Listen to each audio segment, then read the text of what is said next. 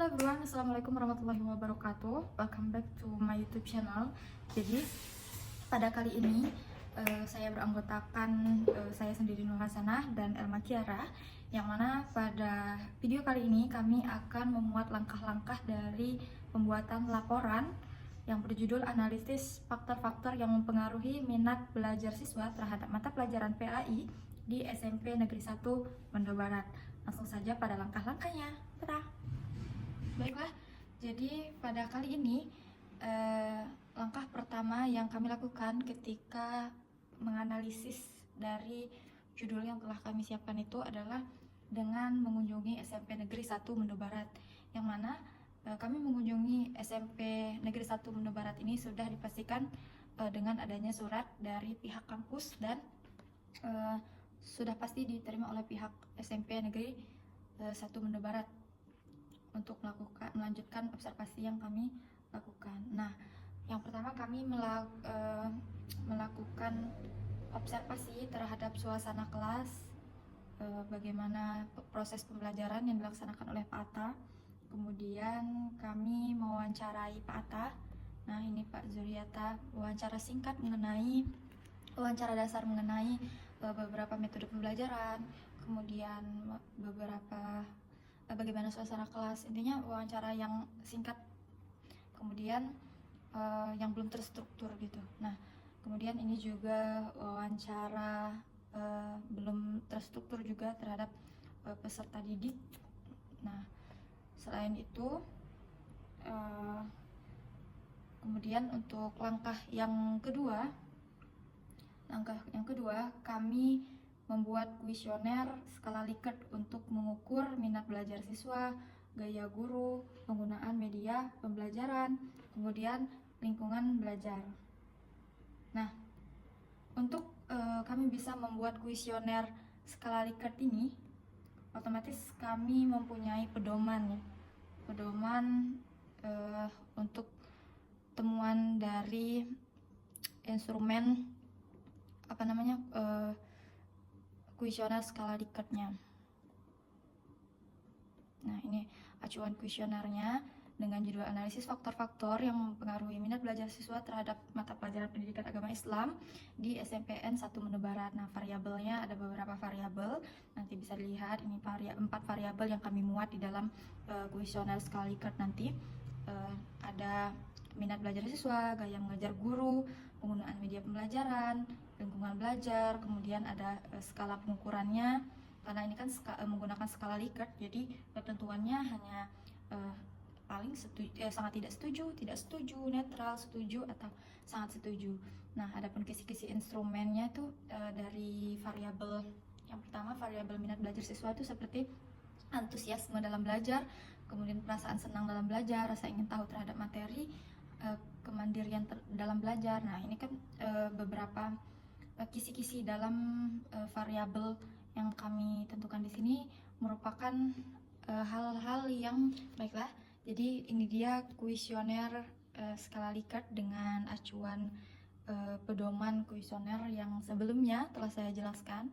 Jadi sesuai dengan beberapa acuan dari kuesioner tersebut, bahwasannya ada keterangan, kemudian ada petunjuk pengisiannya tuh isilah biodata Anda pada kolom yang tersedia, kemudian bacalah dengan seksama semua pertanyaan, kemudian berikan checklist. Nah, jadi ini checklist, kemudian ini 1, 2, 3, dan 4, dan 5 tadi, yang ini ketentuannya pokoknya sesuai dengan acuan instrumen yang telah kami jelaskan tadi.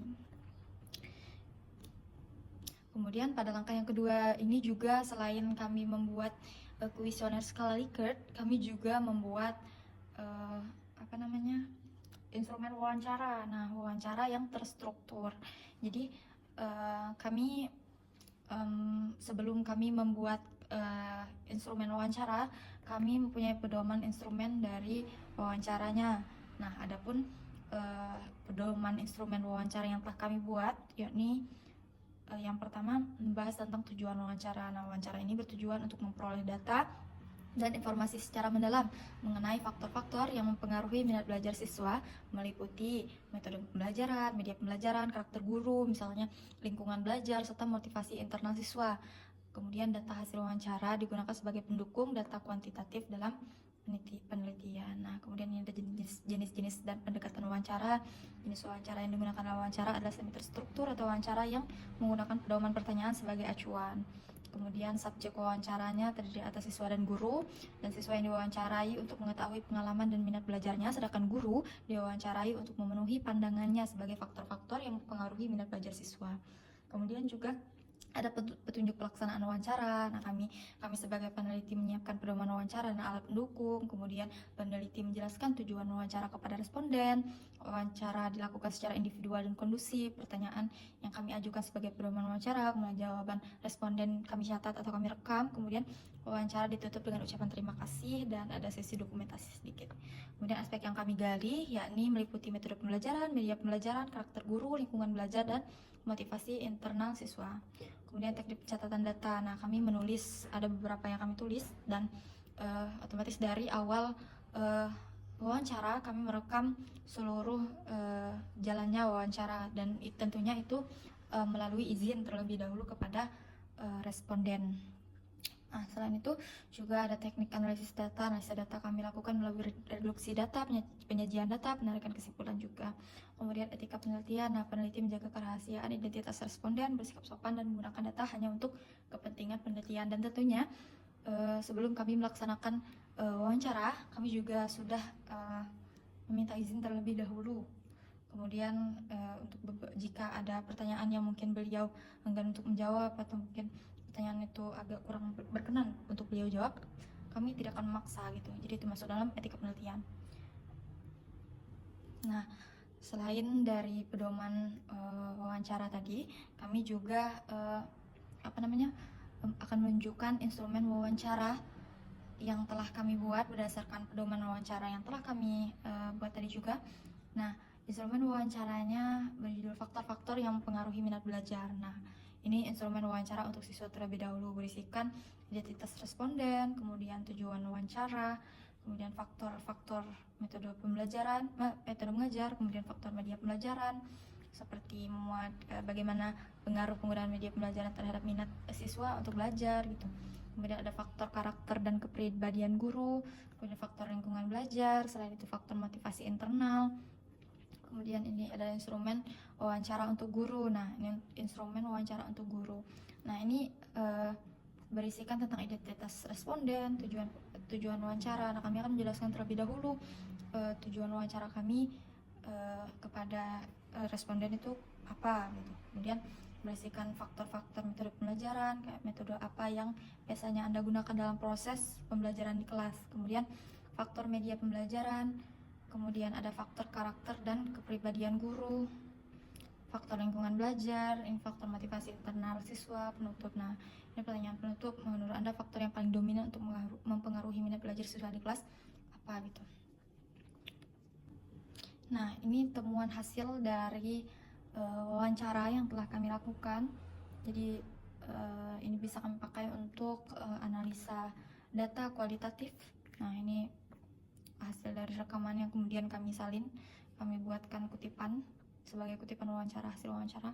Nah, ini memuat seperti yang beliau bilang, kalau kita berbicara tentang minat belajar siswa, sebenarnya itu tidak bisa dilepaskan dari karakteristik masing-masing anak. Nah, bahwasannya minat belajar siswa itu kalau menurut Bapak Atta, panggilannya Bapak Atta, guru PAI ini, dia menjelaskan bahwasannya minat belajar siswa itu tidak terlepas dari karakter masing-masing anak. Ada beberapa anak yang dengan karakter yang memang ulet, yang mungkin memang karakternya rajin dalam belajar, pasti minat belajarnya lebih tinggi. Begitupun sebaliknya gitu. Kemudian juga beliau menjelaskan bahwasannya dengan selain itu, minat belajar siswa juga bisa ditingkatkan dengan menggunakan metode pembelajaran yang menarik gitu. Nah, ini siswa yang lebih tertarik jika pembelajaran disertai gambar, video, tayangan yang menarik, nah gitu. Kemudian dalam praktiknya juga Bapak itu sering menggunakan media pembelajaran, terutama proyektor yang menampilkan video-video pembelajaran yang relevan dengan materi gitu. Kemudian juga selain media pembelajaran, beliau juga meyakini bahwa lingkungan belajar memiliki pengaruh besar terhadap minat belajar siswa. Nah, misalnya lingkungan yang bersih, tertata rapi, dan suasana yang membuat siswa lebih fokus dan betah di kelas. Nah, berdasarkan observasi pada langkah pertama yang telah kami laksanakan, bahwasannya di kelas itu memang kelas lingkungan belajarnya memang terkontrol. Jadi berdasarkan hasil observasi kami juga pada langkah yang pertama, kami juga melihat bahwasannya kelas yang mereka jadikan tempat pembelajaran juga memang kelas yang terkontrol, lingkungannya bersih, kemudian bangku-bangku dan mejanya tertata rapi, dan suasananya juga tenang, lebih fokus, dan membuat siswa lebih betah sepertinya. Kegiatan belajar mengajar pun lebih kondusif.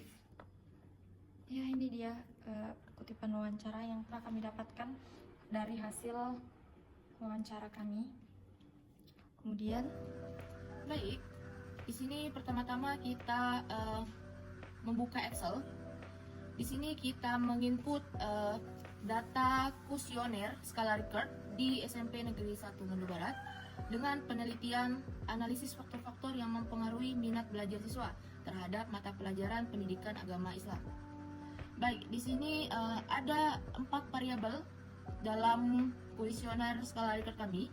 Yang pertama ada X1 minat belajar siswa, variabel kedua gaya mengajar guru, variabel ketiga lingkungan belajar, dan variabel keempat penggunaan media pembelajaran, di mana masing-masing variabel ini terdiri dari 5 pertanyaan.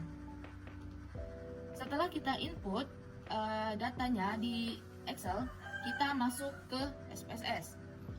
Selanjutnya kita beralih ke SPSS. Di sini ada beberapa kolom. Yang pertama kolom name. Di kolom pertama name ini kita ketik responden. Kolom kedua kita ketik X1, di mana X1 ini yaitu variabel 1. Begitupun dengan kolom ketiga, keempat, dan kelima, X2, X3, dan Y1, di mana X1 ini atau variabel 1 kita beri label gaya mengajar guru. Sedangkan X2 atau variabel 2 di sini kita tulis penggunaan media pembelajaran. Lalu X3 kita beri nama lingkungan belajar siswa, dan Y1 kita beri minat belajar siswa. Terus kolom-kolom yang lain tidak usah kita otak-atikkan lagi, sesuai dengan yang ada di layar saja. Lalu setelah itu kita beralih ke data view. Di data view ini terdiri dari responden X1, X2, X3, dan Y1.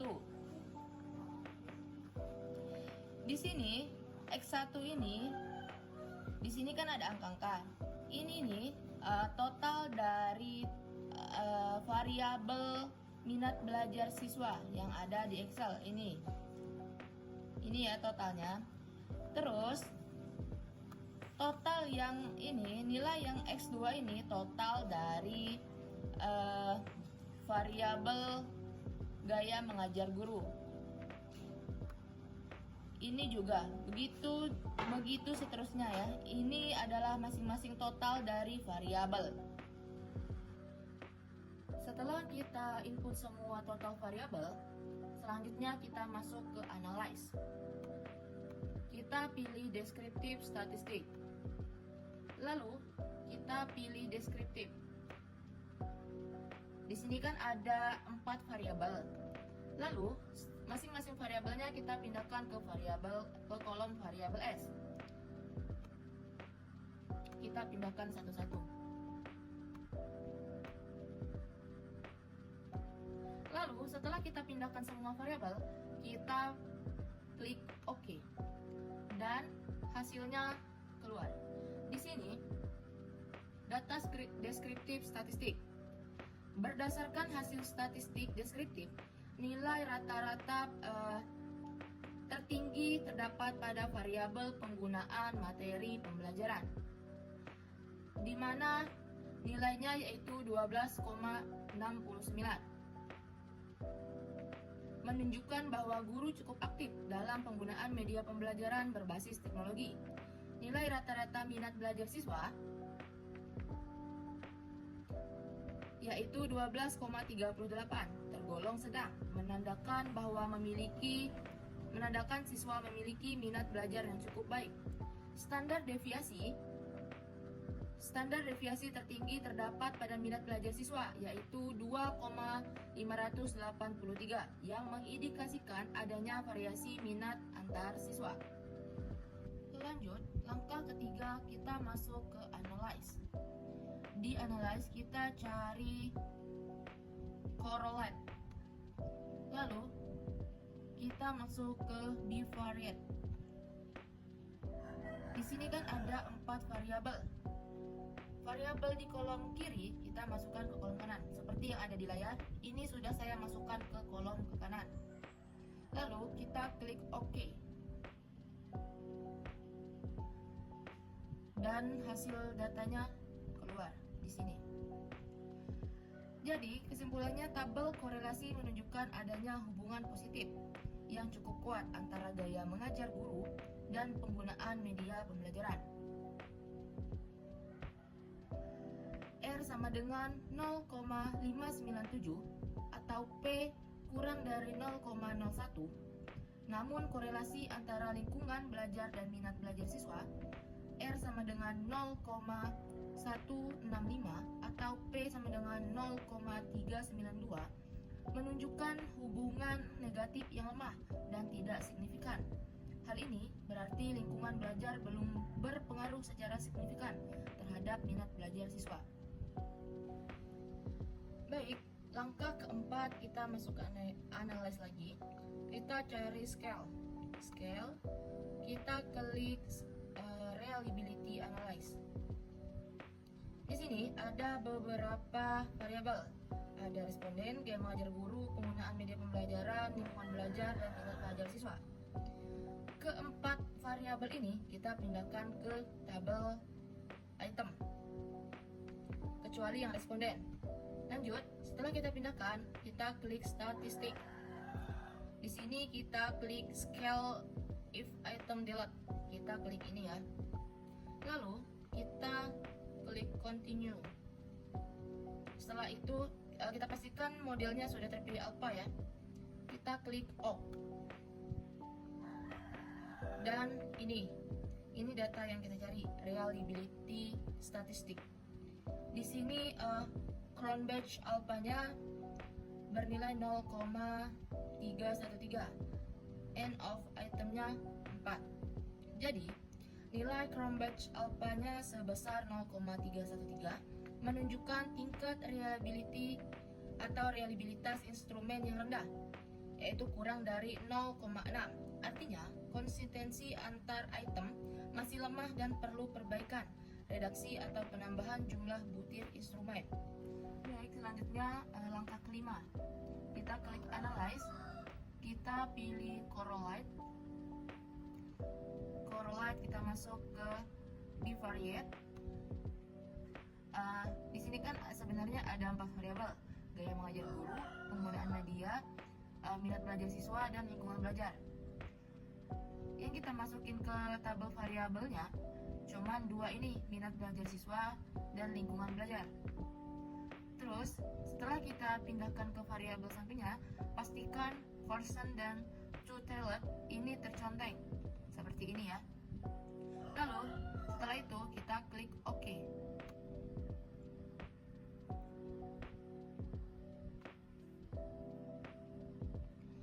Berdasarkan hasil uji korelasi person, diperoleh nilai koefisien korelasi sebesar min 0,165 dengan nilai signifikasi 0,392 lebih dari 0,5. Hal ini menunjukkan bahwa tidak terdapat hubungan yang signifikan antara minat belajar siswa dan lingkungan belajar. Hubungan yang terbentuk bersifat negatif dan sangat lemah, sehingga dapat disimpulkan bahwa lingkungan belajar tidak berpengaruh secara signifikan terhadap minat belajar siswa dalam penelitian ini. Baik, kali ini kita akan menentukan identifikasi tema utama atau coding pada aplikasi NPPO. Baik, yang pertama kita masuk ke import. Kita pilih file, lalu kita klik, kita cari file yang ingin kita import.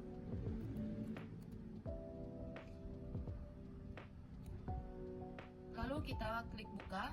Di sini kita klik import ya. Karena di sini saya sudah mengimport file yang tadi, jadi kita langsung ke sini saja. Di sini sudah keluar ya, seperti yang ada di layar. Lalu kita klik menu explore. Kita pilih word frequency. Lalu di sini with minimum length, kita dari 3 ini kita ganti ke jadi 5. Lalu kita ke run query. Lalu di sini ada word code, kita pilih word code. Nah, di sini sudah keluar. Ini dia hasil dari identifikasi tema utama atau coding pada kutipan wawancara. Halo teman-teman, terima kasih ya sudah menonton tugas video kami. Jangan lupa like, komen, dan subscribe. Sampai jumpa di video selanjutnya ya, bye-bye.